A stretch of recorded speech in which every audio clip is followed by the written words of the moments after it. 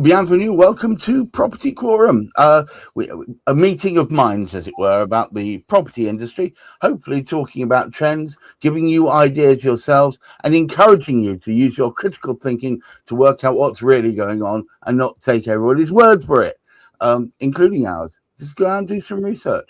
But hopefully, we'll get you thinking and feeling. Oh my goodness, may I celebrate? We are fantastic. Our team property lawyer, Juliette Babulal from... Morning. So good to see you, Juliette. So good to see you. And today we are talking about topics, one of which apparently, according to Silas, may have some popular opinions attached. We shall see. Today's topic is, will 2026 really change the way we buy and sell homes? And of course, to start us off, as ever, Hamish McClay. We do. Good morning to everybody, I should say. I'd say good morning to Juliette and Silas and Gareth. So the rest of you, I should say good morning to as well. Yes, it's 2026. Believe it or not, that's the end of the first month, all but. And so if you're planning something for the first quarter, I hope you're well into what was going on. And something we all were looking forward to were changes. 2025 wasn't such a bright year in some respects, although property seemed to be able to sort of maintain an element. I think we had sort of something like 1.2 million transactions, and it's alleged. I don't know what the word is, but Either will work. Either works for me. There is a suggestion that there will be 1.2 million again this year, or something very, very similar. I actually think it might go up a bit, but I mean, that's only me and my thinking. But what we are hopeful of is, after certain things of last year, which were unsettling, the budget didn't help, nor either did the pulling away of the sort of guide for estate agents to actually sort of how to get their properties onto the market and get them on there effectively. So hopefully we can see a meeting of minds this year where people will agree to changes. Everything is there or in place. It's just a matter of actually getting around to doing it. But unfortunately, I think, and this is something we've been speaking about over a couple of days, and maybe Juliette can fill me in here, there does seem to be a shortage of property lawyers. Which basically, if you really want things to move and move effectively, we do need those property lawyers in as well. But everything that we do is a matter of collaboration. The more we can work together with each other to find the best way forward, the better the results are actually sort of going to be, rather than a big focus on, I'm very good at software, this will solve everything. People solve everything. Ultimately, it's the people that we want to rely on that are important. So don't forget that many people say, oh, AI, great, we can streamline our workforce. No, you don't. You get AI, you understand AI, but you keep your workforce. Wonderful. While I've got you here, Juliette, welcome back to the show. It's great to see you again. 2026, does this herald as Hamish moots a huge rise or a large rise in transactions this year? Yeah, I think what we've got is a wiser consumer, and I'm actually really happy about that. You've got so much information out there. You know, you've got a variety of websites, for example, that people are now educating themselves, you know, so you no longer have a seller who doesn't realize, well, actually, this is a buy-to-let property and it's subject to capital gains tax. They're doing their homework, which is actually, from a solicitor's perspective, it's quite a good thing, because when people come to me, they've got the foundational knowledge although I'm here to handhold and, just sort of say, I don't think there's a shortage of property lawyers. There might be a shortage of ones that are available for a particular transaction. And I think that's really important. You as a consumer, when you talk about collaboration, and we discussed this a couple of weeks ago, Hamish, I think you are your biggest collaborator. You're investing in this project. You're the one standing to lose more than anyone else, whether it's time, money, and so you've got to work out what you want to achieve and who are the best collaborators for that job. So just whether it's buying or selling, I think for me, in terms of what I'm seeing in the changes, it's not so much in the numbers, because the numbers are there. I think you've got a more or a wiser consumer that's coming forth, whether it's a seller or buyer, and that's always a good thing to see. So may I ask you, Gina, is a better instructed solicitor one that works faster or gets the results quicker, or does that have no real bearing? See, I think that the proof is in the pudding, because I can sell you, I can do it really fast, really, really efficiently and really cheaply. But it's not until you're involved in the transaction. And unfortunately, it's not until you're sort of way down the line that you realize, actually, did this solicitor sell me just some marketing hype and not really able to deliver? And so I would say, do your research. Again, get some referrals, speak to people that they've used. There are websites, there's Glassdoor, there's other websites that you can go on and vet a solicitor and work out whether or not they can deliver. And that, I think, is really important. So don't just trust. If you were to go to Boots and you were to buy a night cream, you do your research. You'd look at that and work out, what are the reviews? And there's too much information now in terms of reviews on professionals, whether it's with their professional bodies or their law firm or other consumers that have used them, for you not to look at that before deciding. I mean, the other thing is, go to a few of them, have chats with them, have 20-minute, people will normally have a free 20-minute chat with you, and work out which of these professionals, which of these lawyers your personality works best with. So you realize, look, this is a long-term, it's about longevity. It's never about a fly-by-night relationship and after this transaction, I'm going to finish with you. Because the reality is, if problems crop up, you want that solicitor to be on your side. If you realize that the seller has misrepresented things to you, you want to be able to pick up the phone, speak to that solicitor and say, can we get it done? Not just a solicitor who's going to say, well, actually, my instruction's finished, go away now. And you've got a problem to deal with on your own. So that is also important, and I think that's more important in terms of working out whether there's a synergy in your personality than actual costs and speed. Thank you, Silas. Welcome to the show. So it seems that vet your experts, says Juliet. I think I completely agree with what Juliet has outlined here, and I would say Juliet is probably the exception, not the norm in the conveyancing world, and I mean that with a whole lot of love and respect. One of the things that I'm seeing more and more is the push for agents and consumers to get transactions done quickly, and the market not necessarily responding to that in terms of fees. Now, the one elephant in the room that will affect the reform of the home buying and selling process in England and Wales, which people aren't really addressing, is this insidious practice of referral fees. And I would call for an outright ban on referral fees. The reason being, where a solicitor charges, say, for an average conveyance, say £1,200 as an average fee, they may be paying £400 or £500 of that fee to an agent for the introduction.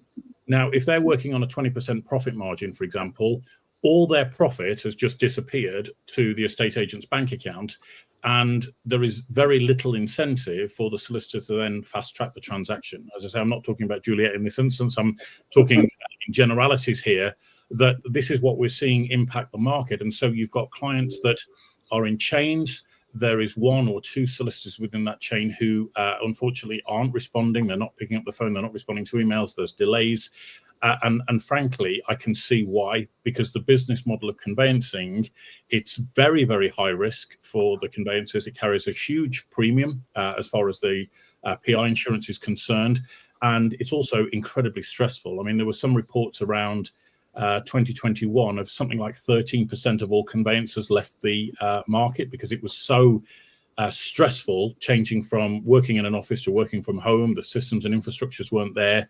I think it was in 2023, then 450 law firms stopped doing conveyancing altogether. And so that points to me that the business model around conveyancing for the average conveyancing firm fundamentally doesn't work. And that's why I think we need to ban referral fees.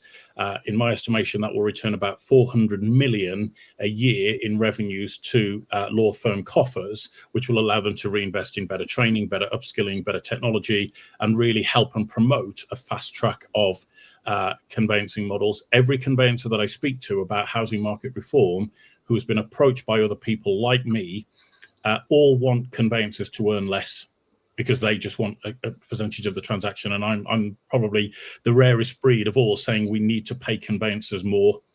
We really do, if we're going to solve this bottleneck. And one of the quickest and easiest ways to do that is via referral fees. Now, that's unpopular with estate agents because I had one of the biggest estate agents in the country say to me, estate agency is the break even, referral fees are the profit margin.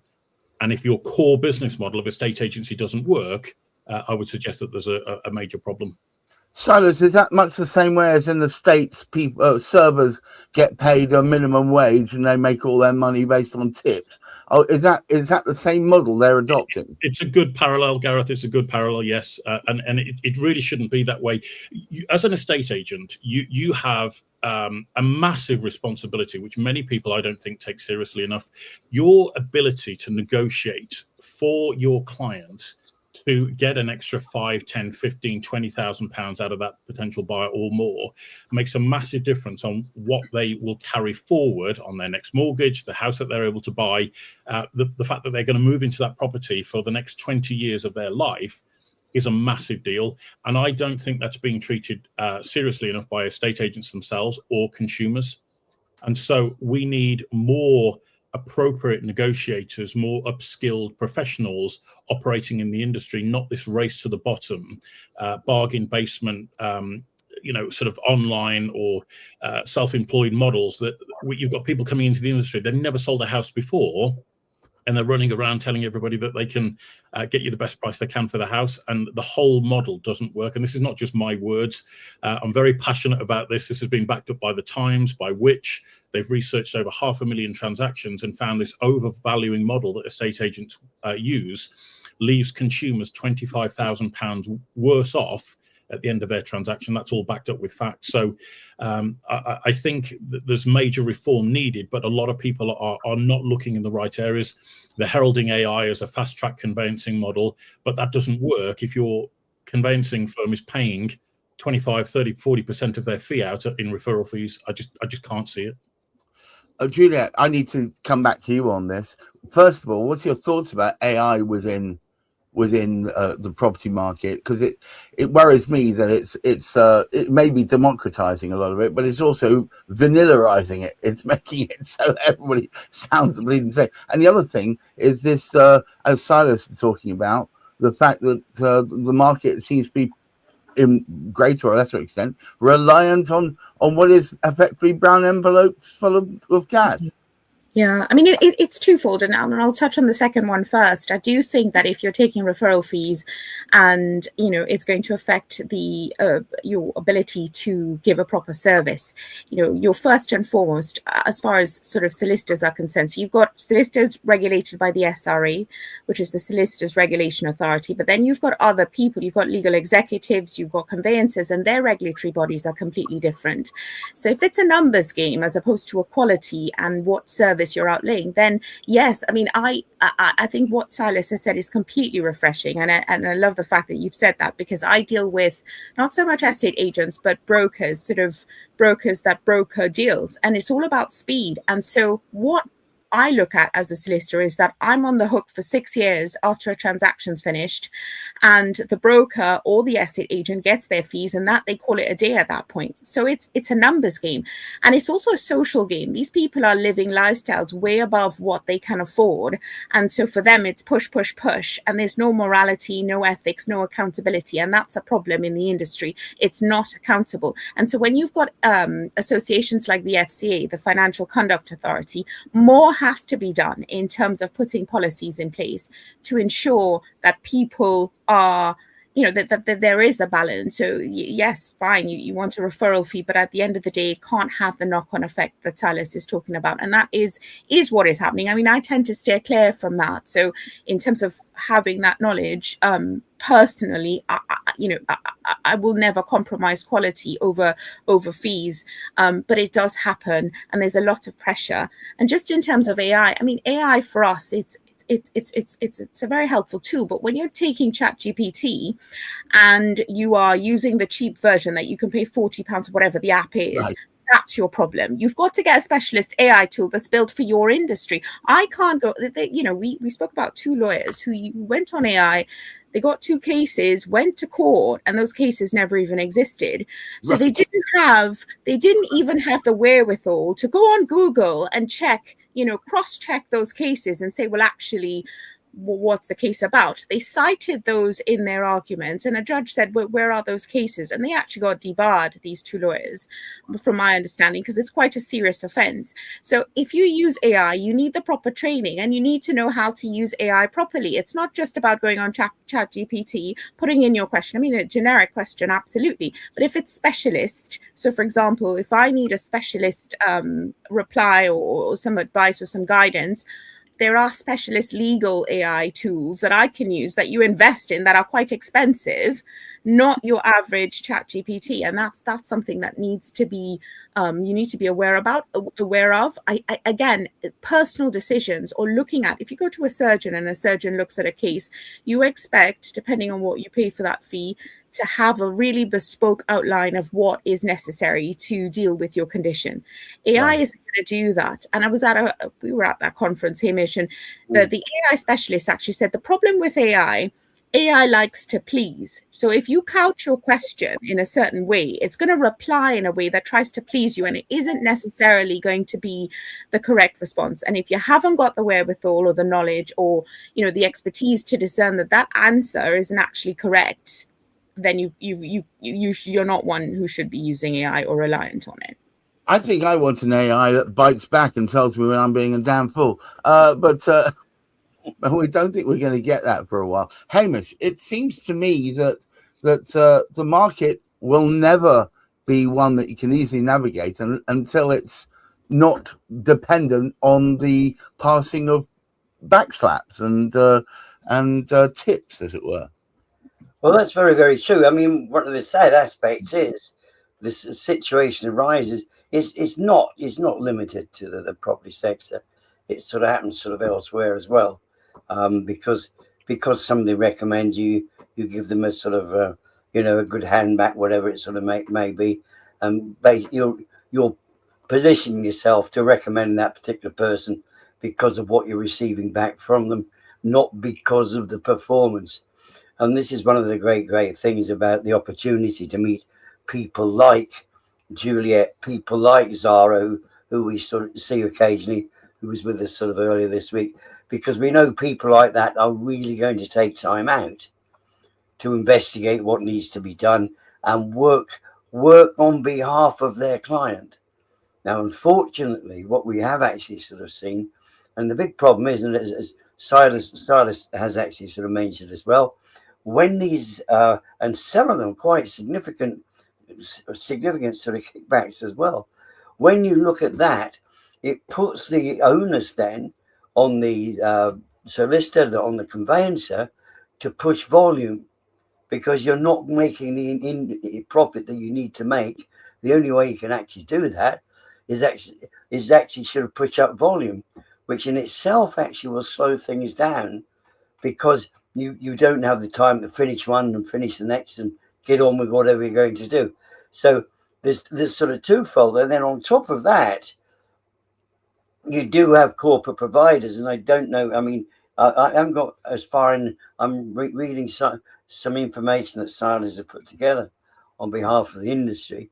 I'm only part way through, because it is quite significant but one of the particular other aspects which said us, as well as those solicitors being under pressure from that front end with referral fees, there is another sad impact that certain corporate providers are putting pressure on them as well to buy a particular sort of way, to get their data from particular sort of directions, and actually imposing upon them financial pressure if they don't go down a particular route. So that solicitor, not only are they under pressure with volume, they're under pressure because they have to use products which they wouldn't necessarily use, or data they wouldn't necessarily want to use themselves given the opportunity. So those solicitors are under pressure from both directions, which is why I think we are in a position now. And it's interesting, if you speak to those that understand what is going on now, there is an understanding beginning to break through that you cannot rely on the system the way it was, the data the way it was, the way the whole situation is being handled. And basically the provision of AI, the great experts with all of their sort of working with sort of IT, that it's in itself is a great contributing factor. And if we can use that with the right people, it does make a significant difference and actually keep that sort of flow moving. I just want to say thank you very much for our new subscribers and viewers. I see there's a whole bunch of you with us. Thank you for taking the time out. We do this weekly. It's often a bun fight where we talk about something that really people should be talking about more. Thank you for Silas for the added drama today. We lost Juliet Babulala, our tame legal eagle. She was literally outside court and took the time out to be with us. That was lovely. But as both Silas, Hamish, and Juliet have said, I think there's got to be some fundamental root and branch change to the way in which the property market is transacted, especially at the conveyancing end, before people will start believing it. And I do believe that unless you'll be careful with your AI tools and prompt it well enough, not just a one-line prompt, give me this, then without context, you end up with, as she says, as Juliet said, cases that are fantasized, because ChatGPT and the other AI tend to want to please. So, as I said earlier, it was an amusing side, but I think I do mean it. I want an AI that bats back and tells me when I'm being a damn fool. I don't want it just to say, yes, anything you like, Mother. We don't want any of that. We want people to be supporting people and AI to be the tool that it really is. Thank you so much, Hamish McClay, as ever. The person who really started all these podcasts. There are a number of them throughout the week. They start on Tuesday, and every day there is a different property podcast. Please do check them out. Do check out Cladding Matters tomorrow at 1 o'clock. It should be very interesting. We are fighting for the rights for people to get buildings that don't necessarily burn them down. So do check that out. Thank you so much, Silas J. Your expertise and thoughts on this are quite crucial, I think. We've just had a comment from Erkan Mehmet to whole system needs education for the public and efficiency drives for practitioners. Well, absolutely. Never was a true word spoken. Thank you, Erkan. Please subscribe to the Spilling the Property channel on YouTube, and you'll get all the culmination, all the different podcasts. And if you want to watch us live on this one, which is the Property Quorum, then please just join us every Thursday at 10 o'clock or thereabouts, and you'll hear more opinions being espoused, some which you'll agree with, some which you won't. And we love your input on them all. Until next week, keep your feet on the ground, keep reaching for the stars, and for goodness sake, in these troubled times, try and look after that mental health. Bye-bye now.